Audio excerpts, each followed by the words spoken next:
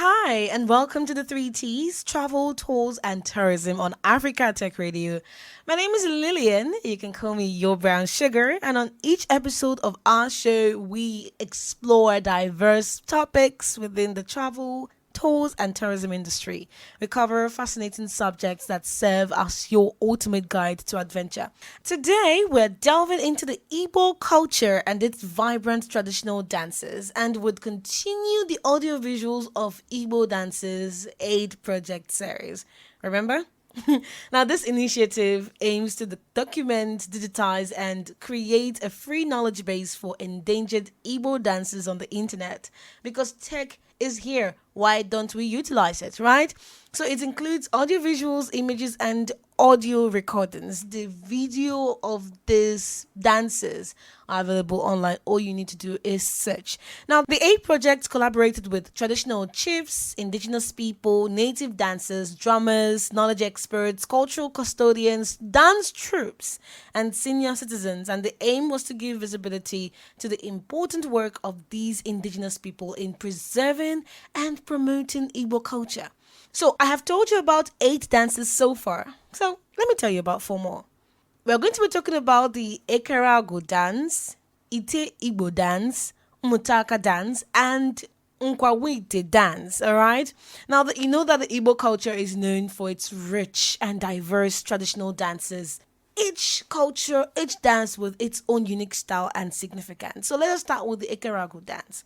Now this dance is usually performed during occasions, right? Talking about weddings, birthdays, ceremonies in general. It is not so energetic because it is performed by the young and old alike. However, hands and waists and feet movement is what makes this dance up, okay? It also doesn't require any specific choreography.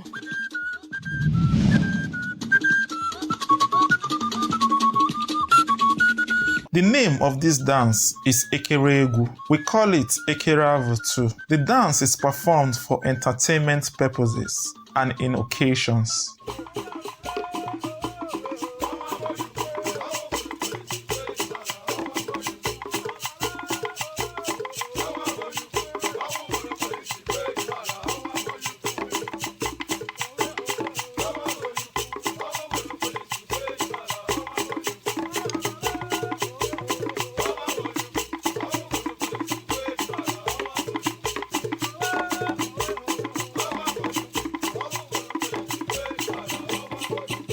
The dance started from our forefathers and possibly might have been in existence for as long as 100 years. We picked up from where our forefathers left to restructure it into the standard we have now.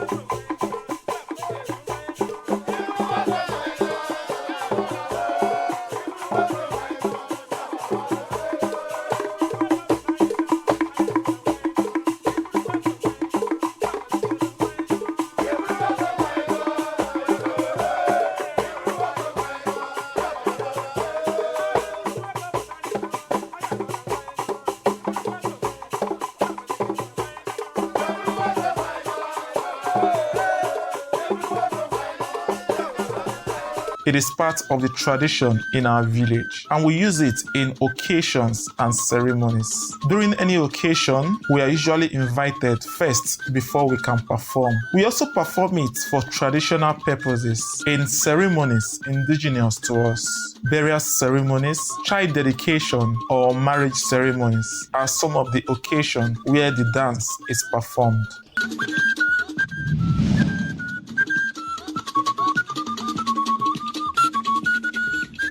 Wood from coconut tree is used for making this instrument. This is a wooden gong. It is made of wood from a pear tree. Usually, wood from moose tree will serve in making the instrument we use in playing this dance. Wood made from good quality substance. This one is called oyo in Igbo language. We also have the one called osha in Igbo language. And we also have the metal gong, which is ogele in Igbo language.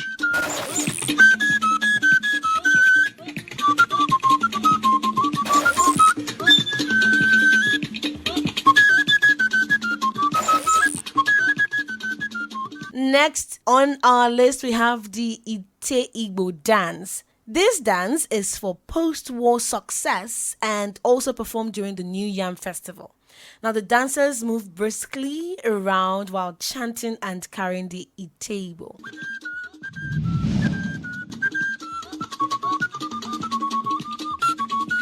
The name of this dance is ITE IGBO.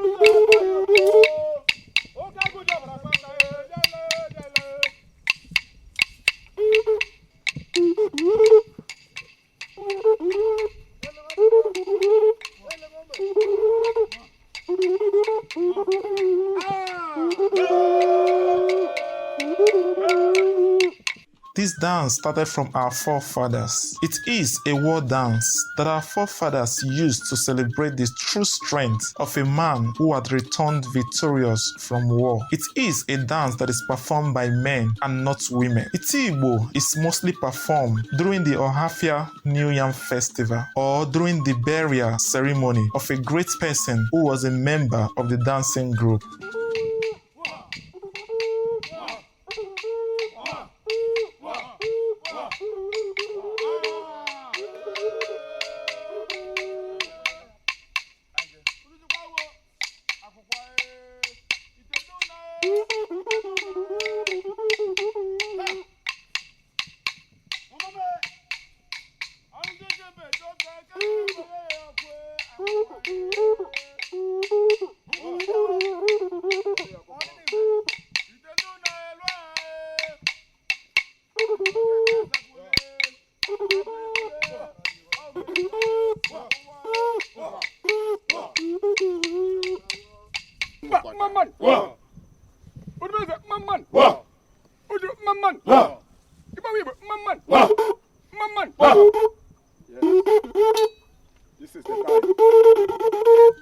The headwear on my head is called Okpuagwu in Igbo language, traditionally known with men in our community. The headwear has a mixture of red, black, and white colors. The red signifies blood, black signifies hair, and the white signifies the skull of the defeated in the war.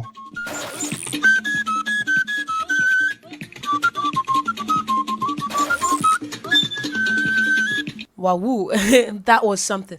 So I've been thinking, right, that if I was paid some money and said, Lillian, if you dance any Igbo dance, you take this $200 million. Will I win that money? Will you? If they ask you to dance any traditional dance or any dance from a village, would you be able to do that? Well, from my own state, it is easy for me to just shake my waist in a way that pleases the people. And I'm taking that money because even though I wasn't raised in the village, I was so attentive to the dance of my people. so I know how to dance, even if it's just one out of everything, because we're not getting any younger, so the body is giving way. All right, let us move over to the MMUTAKA dance. Now, this dance is very similar to Atilogo. I mean, the costume, the colorful costume, the stunts where people are piling up on top of each other. By the way, I saw an episode of, either that was AGT or BGT, talking about America Got Talent or Britain Got Talent. But these guys were from India, I think, and they were doing stunts. And I went to the comment section and I said, this reminds me of that logo dance, because this is what they are doing. They just pile on top of each other and do some stunts, daredevil stunts, but stunts. And it was amazing. I could not watch because I was just hoping that nobody falls and breaks their leg or breaks their teeth or worse. But man, it's captivated the people and the judges. And that is how this dance is, the MMUTAKA dance, right? Very similar to Atilogo, the costume, the stunts, and it originated from the Umunze people in Anambra State. And it is a dance that it is different because it brings together people from different communities to participate in that one dance, right? So if about 10 communities are in Umunze, those 10 communities will have people from each of the communities. If they're interested in dancing and they know how to dance, they can participate. It is amazing. Enjoy. The name of this dance performed today is MMUTAKA cultural dance.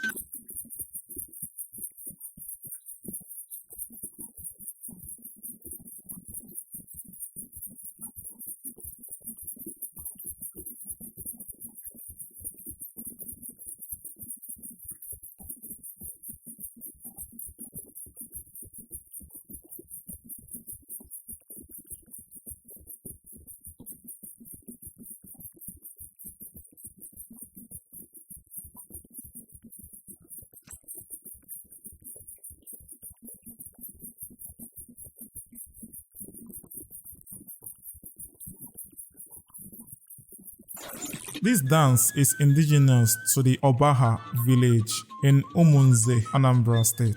This dance is performed by children from various communities. The children and youth that performed in the dance are not from our community, but from different communities. But the dance group is particularly based in Obaha village of Umunze. Mbokiti dance, from where MMUTAKA dance originated from, started in school. In our primary school days, our attention was drawn to a particular dance we were particularly not aware of. We showed interest and inquired about the style and time of performing of the dance. We learned that 10 a.m. to 11 a.m. is the time set aside for students to learn this daily in the school. This particular dance time was preferred as a way to mitigate the sleeping habits of children in the class by mandating them to convene in the dancing ground once it is that time. The convening for this dance provides them the opportunity to exercise their body, slowing down their possibility to sleep off while continuing with the rest of the classes for the day. So from the regular dance performance, the marketing group selects children that exhibit outstanding moves that proves their strength and agility to perform in the dance. The students experience that they are able to stay awake in classes, and this encourages them to continuously respond to the invitation to participate on a daily basis. The dance activities demonstrate that only the strong can perform in it. This prompted the name Mbokiti, as we were told. Since then, they have continuously performed the dance. Mbokiti has been in the limelight even before our secondary school days in the 1970s. The dance has grown to be famous in different parts of the world. They won several trophies in different dance competitions in Nigeria. They became regular winners of such trophies in Nigeria. As said in English, they won that cup for keeps. They returned to Umunze with their trophies, and the honor has remained with the community ever since. So Mbokiti was always known as the lead before other dances during any performance. Existed to the death of the founder, Mbokiti, whose name was named after the dance, but before his death, the dance group segregated into several others with different names other than Mbokiti.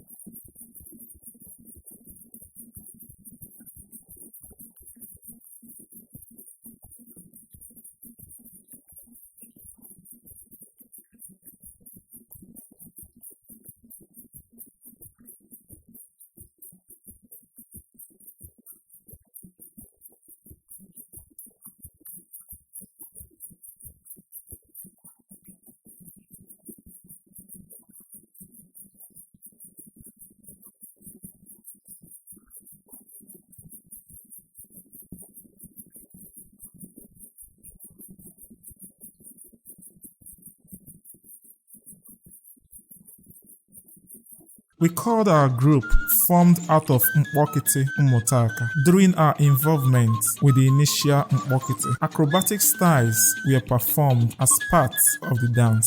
People are of the impression that the performance has some element of magic in it, but we correct that notion for people to understand that the performance is as a result of years of mastery in the skill. For example, we could liken this to the cinematographer who possesses a skill that someone other than that could not possess. This is as a result of the years of mastery. His experience made him a professional in it. We recognize that his mastery of this particular skill positioned him better to operate the equipment other than someone without the knowledge. His knowledge of the skill supersedes any other. If anyone is in doubt about the dance style, we can show him it's possible without any magic by training him to perform in exactly the same way as we do. This is the reason our dance is called MMUTAKA.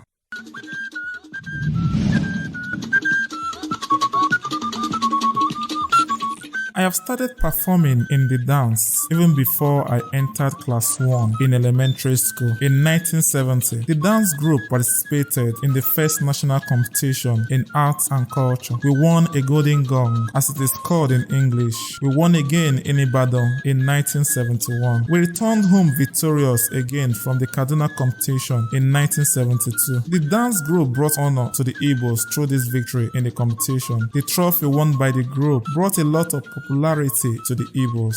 So the dance performance you witness here today started a long time ago. The name of this instrument, this is known as a talking drum. We use this to communicate each step of the dance to the dancers. If dancers loses track of the exact dance step at any point, this one, the drum, is used to draw their attention to the right dance step. This one is called Ijaka. This one contributes to the gravity of the dance, and other instrumentals are used in its place when not available, but even so, the beating will not be balanced. This one is called the wooden gong. This one accompanies the talking drum. You make music from this. The sound from this supports the other. The metal gong does same work. This is the big drum. The beat from it leads the others, and others follow. This is the wooden gong. It accompanies other dance instruments. There are some songs we want to play. If the gong is not available, we won't be able to play such song. This is the only played once the dancer starts to dance.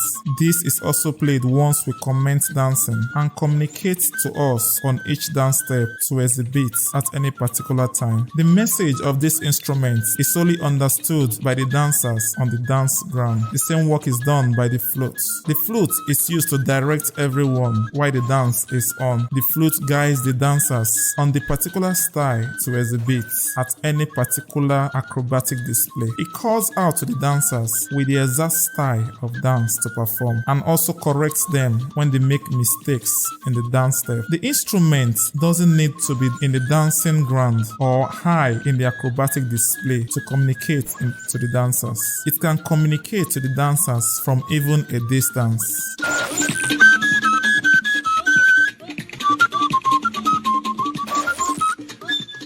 And Finally, we have the NKWA NWITE dance. This dance is performed to accompany a newlywed to her husband's house. Yes, so you have gotten married, and you cannot just go now. The world will be seeing you move from one house to another. They will cover you up. Nobody will see you until you now get to your husband's house, and the husband will hug you and say, "No, welcome, my bride." Hey, God, wait.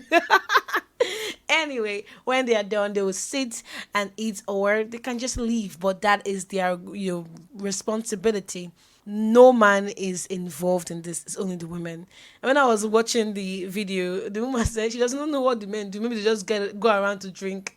But I don't think that's what they do. They have their own rights and tradition. Maybe they are done before you bring the woman over. But that is it, right?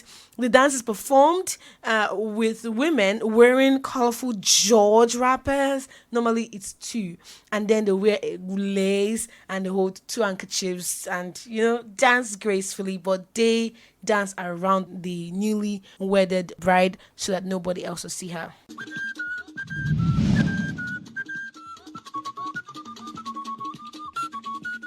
The name of the dance we are showing today is called Original NKWA, a dancing group native to Afikpo North Local Government Area.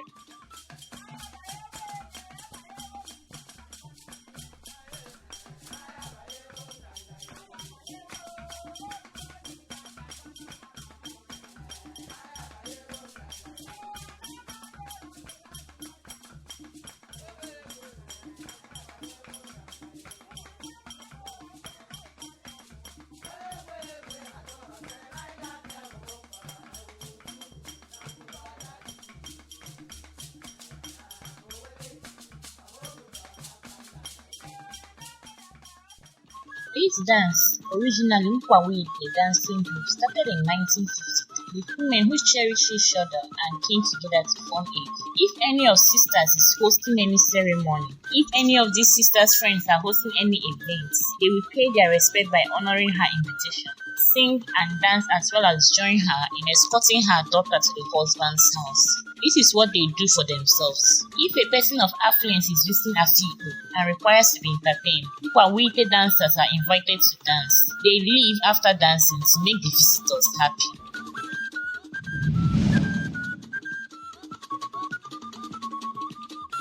In the beginning, it was started for the sole purpose of escorting a new bride to the husband's house, as demanded by tradition. These women belong to the group are usually gathered to dance anytime a bride is to be escorted home. After dance performance and other rites, the bride is then escorted home.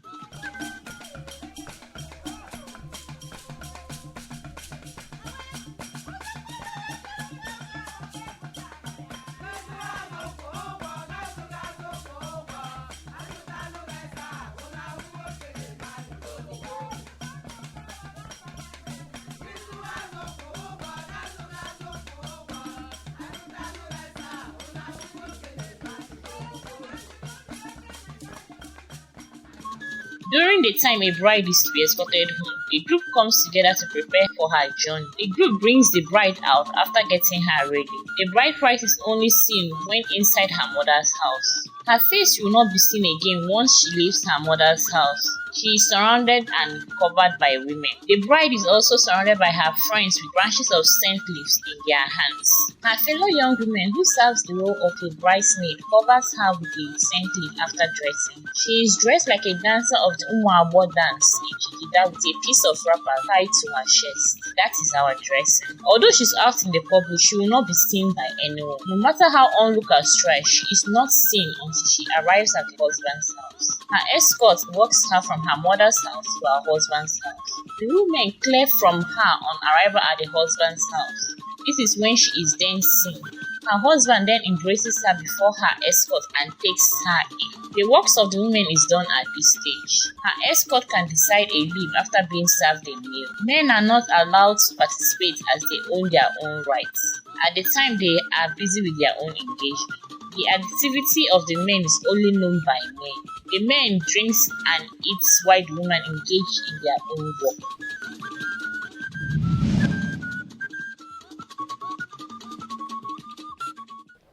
These are the instruments we use in dancing NKWA NWITE dance. This one is called pot, and it is beaten when dancing to Nkwa with the ancient pipe. It is beaten with the hand. It still brings out good sound, but this is a modern one.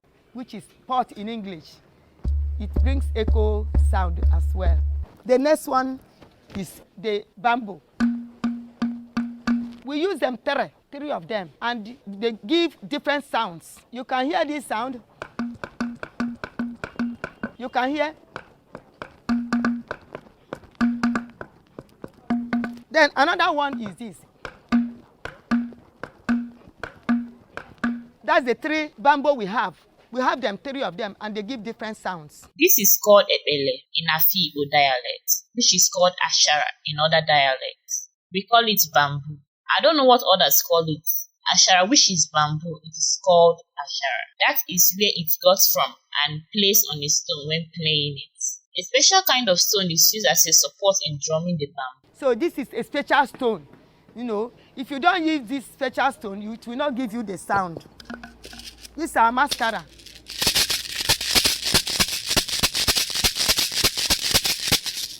Mascara, we call it ahia in my language.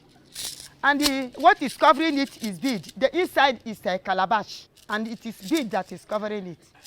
We call this in my language ofu. We call this one ahia. We use bottle. But this bottle supports the mascara. That's the sound it gives us. So these instruments that you are seeing here, in beating them, the two combine to give us the sound we need in dancing Nkwa NWITE.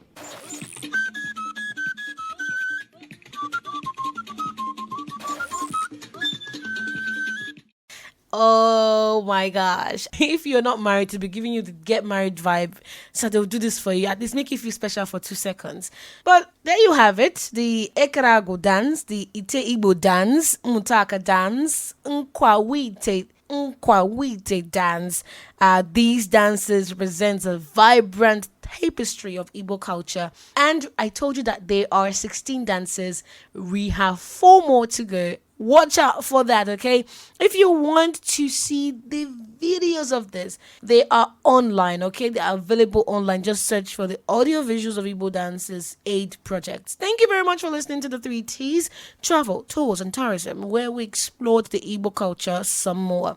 Join us next time as we continue to discover exciting destinations and uncover the beauty of travel and tourism. Until then, keep embracing the wonders of the world. Remember, this was brought to you by Euphemia Nwandu, Chibuike Adolphus, and Emmanuel Obiajulu, alongside Michael Sadiq, Tunde Oladimeji, Dr. Christian Nwaru, amongst others, in partnership with the global advisory team, Igbo Wikimedia, Wikimedia Nigeria, and Wikimedia Nigeria, Imo State Network, and Africa Tech Radio. My name is Lillian Abereka. Never stop exploring.